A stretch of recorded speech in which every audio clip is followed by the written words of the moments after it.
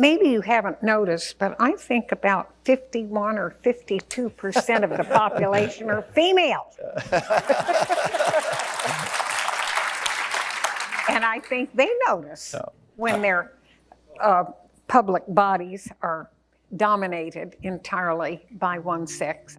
Sandra Day O'Connor was the first woman to serve as a Supreme Court justice and was a pivotal swing vote in many controversial decisions in her 24 years on the bench. Her legacy on the court was marked by her pragmatism. As a justice, O'Connor was focused on the real-life impact of her rulings, and she showed less reliance on ideology than many of her colleagues. When you have to put down on paper permanently the tests that you're going to apply and see how it works, that's a challenge every single time. Born in 1930 in El Paso, O'Connor grew up in Arizona, working on the family cattle ranch.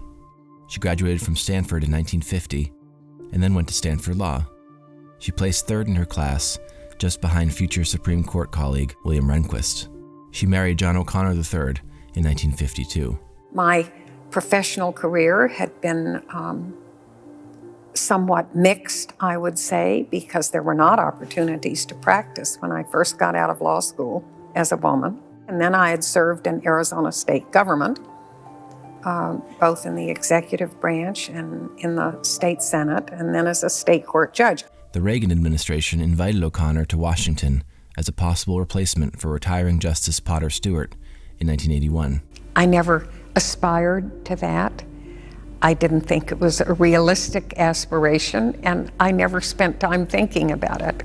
President Reagan had promised in his presidential campaign to nominate a woman to the Supreme Court. The president and I sat, as you and I are, really, and we talked for a half an hour or perhaps 35 minutes or so. At the end of it, when it was time for me to leave, I said farewell, and I got an airplane back to Arizona that same afternoon.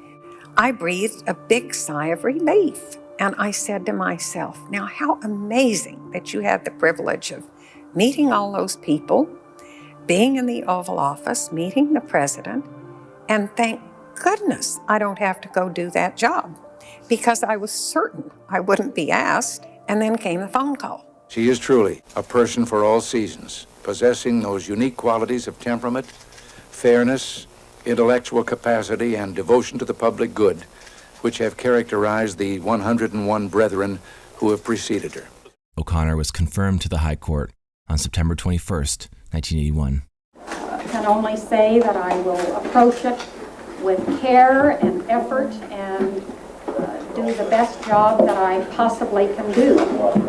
And I've always tried to do that with any position that I've held. It was a moment, one of those few in life that you remember exactly where you were and how you felt. In law school, there were no women on the Supreme Court. Doors were opening, but they were very, very small openings. Yes. I was very worried about it. You know, it's wonderful to be the first, but you certainly don't want to be the last.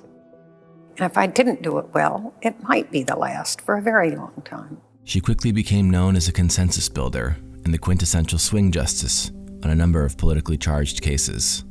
In 1982, O'Connor wrote the majority opinion in Mississippi University for Women versus Hogan, a gender discrimination case in which the court decided that a traditionally all-female nursing school must admit qualified men. O'Connor reasoned that discriminating against men perpetuated the stereotype that only women should work as nurses. One of the biggest moments of her career as a Supreme Court justice came in 1992, when the court heard Planned Parenthood versus Casey, a challenge to the constitutionality of access to abortion set by Roe versus Wade. She acted as the swing vote in the landmark 5-4 decision, which reaffirmed Roe. The Bush legal team, meanwhile, said it was ready for the court challenge to Florida's vote totals being waged by Al Gore. Justice O'Connor was also on the court during the calamity that followed the 2000 presidential election. Just moments ago, I spoke with George W. Bush and congratulated him on becoming the 43rd president of the United States. In a 5-4 vote, she sided with the majority in Bush versus Gore, which stopped a Florida hand recount and confirmed the election of George W. Bush as president. One of her last written opinions came in 2004 with Hamdi v. Rumsfeld, where, in a 6-3 decision, the court ruled that the government could not hold detainees in Guantanamo Bay without due process. In her opinion, Justice O'Connor wrote, "A state of war is not a blank check for the president when it comes to the rights of the nation's citizens." A short time ago, I had a warm conversation with Justice Sandra Day O'Connor, who has decided to retire from the Supreme Court of the United States. Justice O'Connor retired to care for her husband, who had Alzheimer's. He died in 2009. After retiring, O'Connor stayed visible, speaking in public and writing books. Justice O'Connor, 5 books. When did you discover that you enjoyed writing? Oh, goodness. Well, all you do as a justice is write. She also focused on encouraging civic engagement with the Sandra Day O'Connor Institute in Arizona and founding iCivics, an online teaching platform. O'Connor retired from public life in 2018, announcing that she, too, was suffering from dementia. Can you ever imagine if you had said no, what life would have been like? Well, my life would have been fine, thank you. But I have been very privileged to be here, and it was a great privilege, and it enabled me to see from inside just what a wonderful institution the Supreme Court of the United States really is.